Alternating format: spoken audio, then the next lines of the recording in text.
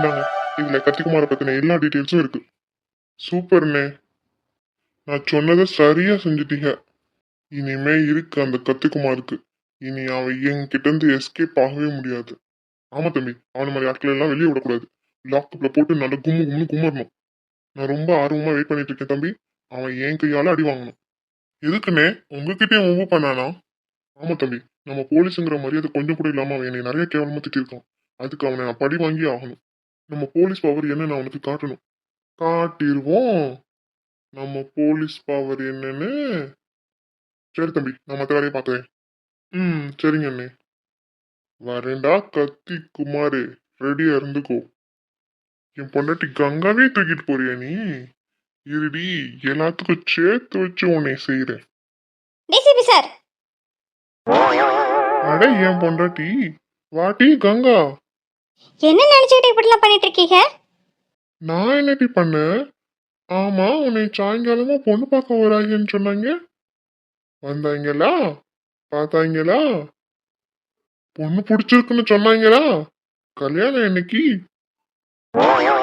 என்ன செய்யறதெல்லாம் செஞ்சு போட்டு ஒண்ணுமே தெரியாத மாதிரி உட்காந்துருக்கீங்க. நான் என்ன செஞ்சேன்? சரி, எது சொல்றதா இருந்தாலும் இந்த பக்கமா வந்து சொல்லு.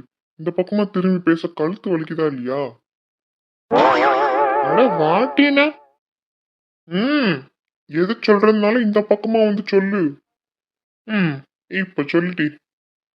என்னைய பொண்ணு பார்க்க வந்தவனே என்ன பண்ணீங்க? நான் என்னடி பண்ண? இதோ பாருங்க போலீஸ்கார், உங்களை பத்தி எனக்கு எல்லாமே தெரியும். நீங்க தான் என்னைய பொண்ணு பார்க்க வந்தவங்கிட்ட ஏதோ சொல்லியிருக்கீங்க. தெரிஞ்சு போச்சா? ஆமா, நான் தான் சொன்னேன். என்ன சொன்னீங்க? உண்மையை சொன்னேன். என்ன உண்மை? அந்த பயப்புல என் பொண்டாட்டியே பொண்ணு பார்க்க வர்றான். பிறகு எனக்கு கோவம் வராதா? அதான், அந்த பயப்புல பொண்ணு பார்க்க தட்டு தூக்கிட்டு வந்துட்டு இருந்துச்சு. அப்ப அந்த பயப்புலைய கூப்பிட்டு, டே தம்பி, நீ பார்க்க போற பொண்ணு என் பொண்டாட்டிடா, அவ கொஞ்சம் வாயாடிடான்னு சொன்னேன். ஏன் சார், ஏன் உங்களுக்கு இந்த வேலை? பிறகு நான் கட்டிக்க போற பொண்ணு அவன் எப்படி பொண்ணு பார்க்க வரலாம்? நான் சொன்னேனா? நான் உங்ககிட்ட சொன்னேன்னா உங்களை கட்டிக்க போறேன்னு? நீ சொல்லலைன்னா என்ன? நான் சொல்லுதே, கட்டிக்கிட்டா நான் உன்னையே தான் கட்டிக்குவேன். உன்னைய வேற எவனையும் கட்டிக்கவும் விட மாட்டேன். இதோ பாருங்க போலீஸ்கார், நான் ரொம்ப நேரத்துக்குலாம் இப்படி பேசிக்கிட்டே இருக்க மாட்டேன். பிறகு கையை நீட்டிவிட்டேன்னா உங்களுக்கு தான் அசிங்கம். பார்த்துக்கிடுங்க. திருப்பி திருப்பி என்கிட்ட வச்சுக்கிடாதீங்க. இப்ப எதுக்கு இவ்வளோ ஆவேசப்படுற நீ? என்னை கட்டிக்கிறதுனால உனக்கு என்ன பிரச்சனை? அதுக்கான ரீசனை சொல்லு, நான் உன்னை விட்டுறேன். என்ன காரணம் சொல்லிட்டா இனிமே நீ கட்டிக்கிறியான்னு கேட்க மாட்டீங்களே. நீ சொல்ற காரணத்தை பொறுத்து. காரணம் சரியா இருந்தா மட்டுமே நான் அப்படி செய்வேன். என்ன போலீஸ்கார், இப்போதானே சொன்னீங்க என்ன காரணம் சொல்லி நான் உன்னை தொந்தரவு பண்ண மாட்டேன்னு. சரிடி, என்ன காரணம் சொல்லு. நான் உன்னை கட்டிக்கிறதுனால உனக்கு என்ன பிரச்சனை? போலீஸ்கார், நீங்கள் ரொம்ப பெரிய பணக்காரவங்க, நான் ரொம்ப ஏழை குடும்பத்தில் பிறந்த பொண்ணு. உங்களுக்கும் எனக்கும் ஏணி வச்சா கூட எட்டாது. அப்படி கிடக்கும்போது நீங்கள் என்னத்துக்காக என்னை கல்யாணம் பண்ணிக்கணும்னு நினைக்கிறீங்க? நீங்கள் வெறும் பணக்காரவங்க மட்டும் இல்லை, ரொம்ப படித்தவங்க, ரொம்ப திறமையானவங்க. இப்போ எங்கள் ஊர் டிசிபி. இப்படி எல்லா விதத்துலையும் எங்களை விட உயரமாக இருக்கீங்க நீங்கள். உங்களுக்கு ஏற்ற மாதிரி பொண்ணாக பார்த்து கட்டிக்கிடுங்க. நானா உங்களுக்கு செட் ஆக மாட்டேன். நான் சரியாக படிக்கல, சொல்லிக்கிற அளவுக்கு என்கிட்ட எந்த திறமையும் கிடையாது. சாப்பாட்டுக்கே வழி இல்லாமல் கஷ்டப்படுற குடும்பத்தில் பிறந்த பொண்ணு. அதுக்காகத்தையும் நான் சொல்கிறேன், உங்களுக்கு ஏற்ற பொண்ணாக பார்த்து கட்டிக்கிடுங்க. என்ன, என் காரணம் சரியானது தானே? இனிமே என் பின்னாடி வரமாட்டீங்களே. என்ன போலீஸ்கார் அப்படி உட்காந்துருக்கீங்க? நீ சொன்ன காரணத்தை எதையும் நான் ஒத்துக்கிட மாட்டேன். எனக்கு உன்னைத்தான் பிடிச்சிருக்கு, நான் உன்னைத்தான் கல்யாணம் கட்டிக்குவேன். காசு பணம் எல்லாமே இன்னைக்கு வரும், நாளைக்கு போகும். குணம் மட்டும்தான் நம்ம கூட கடைசி வரைக்கும் இருக்கும். அப்படிப்பட்ட நல்ல குணம் உன்கிட்ட இருக்கு, எனக்கு அது பிடிச்சிருக்கு. எல்லார்கிட்டையும் தைரியமா பேசுற பேச்சு எனக்கு பிடிச்சிருக்கு. உன் அழகு, உன் ட்ரெஸ்ஸிங் சென்ஸ், இது எனக்கு ரொம்ப பிடிச்சிருக்கு. வயசானவங்களுக்கு உதவி பண்ற உன் குணம் பிடிச்சிருக்கு. இப்படி பிடிச்சிருக்குன்னு சொல்றதுக்கு எனக்கு நிறைய காரணங்கள் இருக்கு. அந்த காரணங்கள் எல்லாமே சரியானது. அதனால நீ எனக்கு மனைவியா இருக்கிறதுக்கு தகுதியான பொண்ணு. என்னட்டி கங்கா, நான் சொன்ன காரணங்கள்லாம் சரியா இருக்கா? இது பாருங்க போலீஸ்கார், இதுக்கு மேலே நான் உங்ககிட்ட பேச விரும்பலை. உங்களுக்கும் எனக்கும் செட் ஆகாது. இனிமேல் இந்த பேச்சை பேசாதீங்க. என்னை கட்டிக்க போகிறவங்கிட்ட இது மாதிரிலாம் எதுவும் சொல்லாதீங்க. எங்கள் தகுதிக்கேற்ற மாதிரி வாழ்க்கையை நாங்கள் வாழ்ந்துக்கிறோம். தயவு செஞ்சு நீங்கள் இதில் குறுக்கிடாதீங்க. இதான் கடைசி. இனிமேல் நீங்கள் இப்படி பேசக்கூடாது. பிறகு யார்கிட்டையும் நான் உங்கள் பொண்டாட்டின்னு சொல்லாதீங்க. அப்படித்தான் சொல்லுவேன். ம், இது சரிப்பட்டு வராது. நான் என் அண்ணன் கல்யாணம் முடியட்டும், சரி அப்புறமா போய் பொண்ணு கேட்கலான்னு நினைச்சேன். உங்க வீட்டுல போகிற வேகத்தை பார்த்தா எவனையாச்சும் பிடிச்சி உங்க அம்மா கட்டி வச்சிரும் போலயே. இனி நான் பொறுமையா இருக்க போறது இல்ல. இதுக்கு ஒரு வழி சீக்கிரமா பண்றேன். என்ன செய்ய போறீங்க? நான் ஏதாச்சும் செய்யறேன், உனக்கு என்ன வந்துச்சான்? இந்த பாருங்க போலீஸ்கார், ஏதாவது திட்டம் தீட்டினீங்க, தீட்டினா என்ன செய்வ? பிறகு இந்த கங்கா யாருன்னு உங்களுக்கு காட்ட வேண்டியது வரும். பார்த்துக்கிடுங்க. ம்.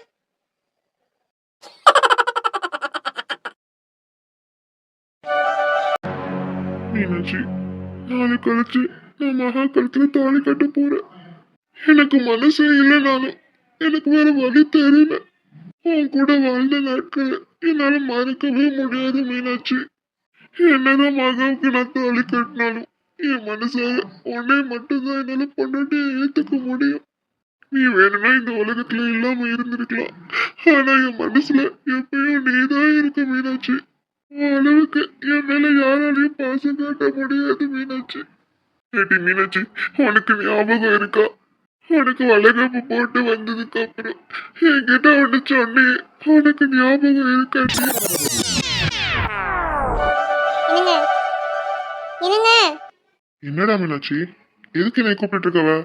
ஏங்க, நான் உங்ககிட்ட ஒன்று கேட்கட்டுமா? கேளுடி, என்ன கேட்கணுமோ கேளு. நான் உங்களுக்கு ஏற்ற பொண்டாட்டியே இருக்கேனா மாமா? என்னடி இது கேளுத்தனமால கேக்குற? என் மீனாட்சி மாதிரி ஒரு பொண்ணு எனக்கு கிடைக்கவே மாட்டா.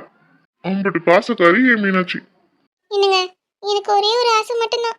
அப்படியா? என் மீனாட்சிக்கு என்ன ஆசை? மாமன் கிட்ட சொல்லு, மாமி அதை நிறைவேற்றி வைக்கிறேன். இதே மாதிரி கடைசி வரைக்கும் நம்ம ஒருத்தர் மேல ஒருத்தர் அன்பு கொட்டிக்கிட்டே இருக்கணும் மாமா. உங்களை நானும் என்னைய நீங்களும் பிரியவே கூடாது. என்ன மாமா, சரியா? சரிடி, எத்தனை வருஷம் ஆனாலும் இதே அன்போட மாமி உன்கிட்ட இருப்பேன். போதும் மாமா, போதும். வேற எதுவும் எனக்கு தேவையில்லை. ஆ, என்னடி? உங்க மக என் வயிற்றுல இருந்து எட்டி உதைக்கிறா.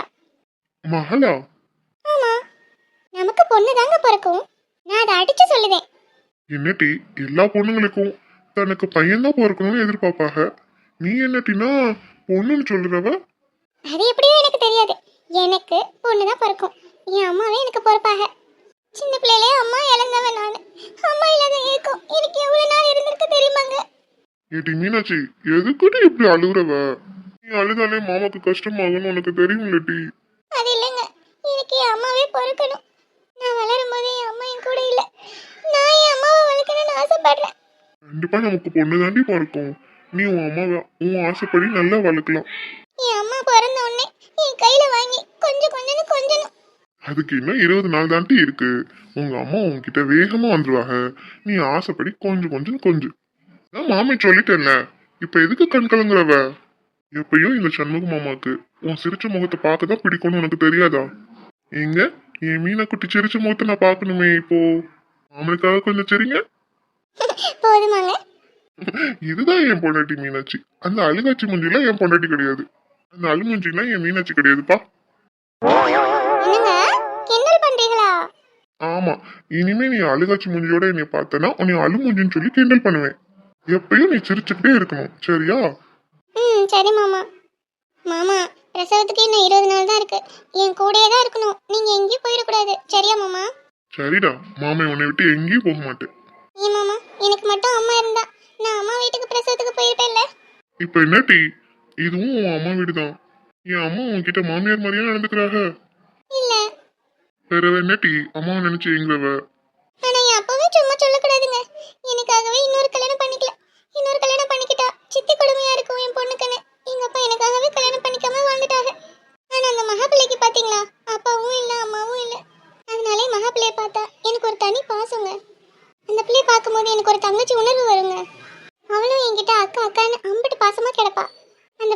தான் காலேஜ் விட்டு வருவான்னு இருக்கும் எனக்கு.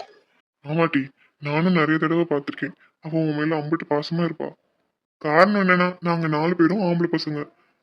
அவளும் சின்ன பிள்ளையில இருந்தே எங்க கூட வளர்ந்ததுனால அக்கா பாசத்துக்கு எங்க இருப்பா. அதான் உன்கிட்ட அம்பிட்டு பிரியமா இருக்காவ. ம். என்னங்க, நான் உங்ககிட்ட ஒன்று சொல்லட்டுமா? என்னடி சொல்லு. நிறைய பேருக்கு பிரசவத்தன்னைக்கு உயிர் போயிருக்குல, இப்ப எதுக்கு கோவப்படுவீங்க? வேற கேனத்தனமா பேசினா கோவப்படாம என்னடி செய்வாங்க? இல்லைங்க, நான் பிரசவத்தன்னைக்கு செத்து போயிருவேன்னா சொல்ல வரல. இந்த மாதிரி பிரசவத்தன்னைக்கு நிறைய பேருக்கு உயிர் போயிருக்குல, இப்ப எதுக்கு அதை பேசுறவ? அந்த மாதிரி எனக்கு உயிர் போயிருச்சுன்னா. வேணாம் மீனாட்சி, பேச்சுக்கு கூட அப்படி சொல்லாத. சரிங்க, நான் சும்மா பேச்சுக்கு தான் சொல்றேன். அந்த மாதிரி பிரசவத்தன்னைக்கு எனக்கு உயிர் போயிருச்சுன்னா நீங்க மகாவை கட்டிக்கிடுங்க. எனக்கு தெரியுங்க, மகாவுக்கு உங்க மேல பிரியம் இருக்குன்னு. அவ சின்ன பிள்ளைங்கிறதுனால உங்களுக்கு அவளை கட்டி கொடுக்கல.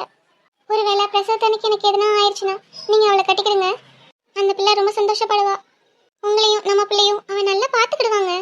போதும் மீனாட்சி, இப்ப எதுக்கு இப்படி கோவப்படுறீங்க? சும்மா பேச்சுக்கு தானே சொல்றேன். நீ என்கிட்ட பேசாத.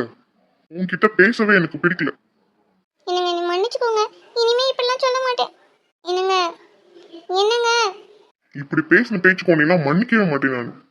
எந்த நேரத்துல என்ன பேசிட்டு இருக்கவ? நான் இம்பிட்டு சந்தோஷமா உன்கிட்ட பேசிட்டு இருக்கேன், நீ செத்து போறத பத்தி பேசிட்டு இருக்கவ. சரிங்க, மன்னிச்சுக்கோங்க. கொஞ்சம் சரிங்க. என்னங்க சரிங்க, நான் இனிமே இந்த மாதிரி சொல்லவே மாட்டேங்க. சரிங்க. அதனால பக்கி. ம். ம். இப்பயும் என் மீனா குட்டி என் கூடயே தான் இருப்பா. அவளை யார் நினைச்சாலும் என்கிட்ட இருந்து பிரிக்க முடியாது. என்ன சரிதானே? ம். என்ன மீனா, உனக்கு முன்னாடியே தெரிஞ்சிருக்கால பிரசவத்து அன்னைக்கு நம்ம சாக போறோம்னு. அதுக்குதான் அன்னைக்கு அப்படி சொன்னியால. நான் அவளை தோட சொல்லியும் என்னைய தனியா விட்டுட்டு போயிட்டல மீனாட்சி. உன் கூட நான் நிறைய வாழணும்னு நினைச்சிட்டு இருந்தேன் மீனாட்சி. என்னைய விட்டுட்டு போயிட்டே இல்ல. அன்னைக்கு நீ அப்படி சொன்னதுனாலதான் நான் ஒத்துக்கிட்டேன். மகாவை கல்யாணம் பண்ணிக்க நான் ஒத்துக்கிட்டேன். இப்போ உனக்கு சந்தோஷம் தானே? இந்தால இருக்குல்ல. கொண்டா. சரில, நான் இன்னொரு பக்கெட் எடுத்துட்டு வரேன். சரில போ. குடலா கௌரி. இந்தாங்கக்கா. நானும் இன்னொரு பக்கெட் கோரிட்டு வரேன்க்கா. சரில, சீக்கிரம் அந்த ட்ரம் நிரப்பணும். போ சீக்கிரம் வா. சரிக்கா. சரி வா, நானும் வரேன். வாங்கக்கா. ஏய் ஜிம்கி, அர்ஜுன் சார்.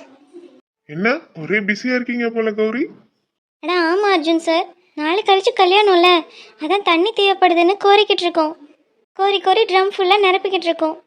சரி, எனக்கு வேலை கிடக்கு, நான் வரேன். அட இங்க ஒரு நிமிஷம் வாங்க. என்னன்னு சொல்லுங்க ஃப்ரெண்ட். எனக்கு நிறைய வேலை கிடக்கு, வேலை பார்க்கலன்னா அம்மா வைவாங்க. அதை நான் அம்மா கிட்ட சொல்லிக்கிறேன், நீங்க வாங்க. சரி ஃப்ரெண்ட். என்ன ஃப்ரெண்ட், சீக்கிரம் சொல்லுங்க, என்ன சொல்றதா இருந்தாலும். சரி சரி, ஏன் இம்புட்டு அவசரப்படுறீங்க? இருங்க, உங்களுக்கு ஒரு ஆளை அறிமுகப்படுத்துறேன். யாரு ஃப்ரெண்ட்? அட ஒரு நிமிஷம் இருங்க, கூப்பிடுறேன். ஜனனி, ஜனனி, ஜனனிமா இங்க வா. யார் ஃப்ரெண்ட் அவங்க? வந்ததும் நானே சொல்றேன். என்னடானா, யார் இவங்க? இவங்க பேரு கௌரி. யார் ஃப்ரெண்ட் இவங்க? இவ என்னோட சித்தி பொண்ணு ஜனனி, என் செல்ல தங்கச்சி. வணக்கம் ஜனனி அம்மா. வணக்கம் ஜனனி, இவங்க என்னோட ஃப்ரெண்டு. உன்னோட ஃப்ரெண்டா? உன்னோட ஃப்ரெண்ட் பார்க்க ரொம்ப அழகா இருக்காங்க. கௌரி, நீங்க பார்க்க ரொம்ப ரொம்ப அழகா இருக்கீங்க. நன்றிம்மா. சரிம்மா, எனக்கு வேலை கிடக்கு, நான் எல்லா வேலையும் முடிச்சிட்டு உங்ககிட்ட வந்து பேசட்டுமா? என்ன வேலை? என்ன வேலைன்னு நான் சொல்றேன். வீட்டில் வேலை பார்க்குற வேலைக்காரிக்கு வேற என்ன வேலை இருக்க போகுது? வீட்டு வேலைத்தேன். என்னடா நான் சொல்றாரு இந்த அருணா? இவங்க வீட்டில் வேலை பார்க்குறவர்களா? ஆமாம்மா, நான் இந்த வீட்டில் வேலை பார்க்குற வேலைக்காரி தான். ஏய் பேக்கு, மாசம் மாசம் நிற்காம எடுத்து தண்ணியை வச்சு எங்கள் மாமா துணியை நல்லா துவைச்சு வச்சிரு. அருணா. என்ன அருணா? பேசாம கிளனி. என் துணியை தான் இந்த மேடம் துவைக்க மாட்டாங்க, இந்த வீட்டு முதலாளி துணியை கூடவா துவைக்க மாட்டாங்க? அக்கா பையனை பார்த்துட்டு இருக்காங்க, அதனால மாமாவோட சட்டையை துவைக்க சொன்னாங்க அக்கா. அதுக்கு தான் வண்ணாத்தி வருவாங்கல்ல, வண்ணாத்தி கிட்ட கொடு. வண்ணாத்தி இன்னைக்கு லீவு, அதனால அக்கா இந்த பேக்கை தான் துவைச்சு தர சொன்னாங்க. பரவாயில்ல அர்ஜுன் சார், நான் துவைச்சிட்றேன். நம்ம ஐயா துணி தானே. கொண்டாங்க அருணாம்மா. நல்லா பிடி, கீழே கீழே போட்டுறாத. ம் சரிங்கம்மா. நல்லா துவைக்கணும், புரிஞ்சுதா? ம் சரிங்கம்மா. கௌரி, என்னங்க அர்ஜுன் சார், உங்கள் சட்டை ஏதாவது துவைக்கணுமா? கொடுங்க, அதையும் சேர்த்து துவைச்சிட்றேன். ஆ என் ரூமை க்ளீன் பண்ணாம வச்சிருக்கீங்க. என்ன வேலை பார்க்குறீங்க நீங்க? இல்லையே சார், காலையிலே சுத்தம் செஞ்சுட்டேன் உங்கள் ரூமை. இந்த பேக்கு எந்த வேலையும் அரைகுறையாக தான் பண்ணும். அருணா சொன்ன மாதிரி உங்களுக்கு எல்லா வேலையும் அரைகுறையா தான் பண்ண தெரியுது. என் ரூமை என்ன க்ளீன் பண்ணிருக்கீங்க? எல்லா தூசியும் அப்படிக்கு அப்படி கிடக்கு. துணியெல்லாம் அப்புறமா துவைச்சு கிடலாம். என் ரூமை முதல்ல சுத்தம் செய்யுங்க, வாங்க. ம் இந்த வீட்டு முதலாளி சொல்லுதேன், வாங்க. ஏய், அந்த அருணா தான் இந்த பிள்ளையை இன்சல்ட் பண்ணுதுன்னா நீயும் இன்சல்ட் பண்ற. எனக்கு எல்லாம் தெரியும் ஜனனி. வாங்கன்னு சொல்லுதேன். அந்த துணியை ஓரமா வச்சுட்டு என் பின்னாடி வாங்க. ம் சரிங்க சார். வா அர்ஜுன், நானும் ஒரு ரூமுக்கு வரேன். என் ரூமை க்ளீன் பண்ண போறோம். தூசியா வரும். ஸோ உனக்கு அந்த இன்ஃபெக்ஷன் ஆயிரும்ல. க்ளீன் பண்ணதுக்கு அப்புறம் என் ரூமுக்கு வா. அப்புறம் இந்த துணியை ஏதாவது வண்ணத்துக்கிட்ட கொடுத்து துவைக்க சொல்லு. நம்ம வீட்டுக்கு வர வண்ணத்தி வரலன்னா வேற யார்கிட்டயாவது கொடுத்து துவைக்க சொல்லு. இன்னைக்கு என் ரூம்ல நிறைய வேலை இருக்கு. ஸோ கௌரி அந்த வேலையை தான் பார்க்க போறாங்க. சரியா? சரி அர்ஜுன். ஜனனிமா, உனக்கு இந்த இன்ஃபெக்ஷன் வராதுல தூசினால. வராதுடா. அப்ப நீ வா அன்னை கூட. என்ன கௌரி பார்த்துக்கிட்டே நிக்கிறீங்க, வாங்க. ம் சரிங்க சார். இவன் அவகிட்ட ரூடா நடந்துக்கிறானா இல்லை ரூடா நடந்துக்கிற மாதிரி நடிக்கிறானா ஒன்றுமே புரியலையே. சரி, இந்த துணி ஏதாவது வண்ணத்துக்கிட்ட கொடுத்து துவைக்க சொல்லுவோம். இன்னைக்கு தப்பிச்சிட்டா அந்த கௌரி. இன்னொரு நாள் மாட்டாமையா போவா, அப்போ வச்சு செய்கிறேன் அவளை. ரூம் சுத்தமாக இல்லைன்னு சொன்னீங்க. சுத்தமாக தானே சார் இருக்கு. பயந்துட்டீங்களா கௌரி? என்ன சார் சொல்கிறீங்க? நான் சும்மா தான் இந்த ரூம் கிளீனா இல்லைன்னு சொன்னேன். எதுக்கு சார் இப்படி சொன்னீங்க?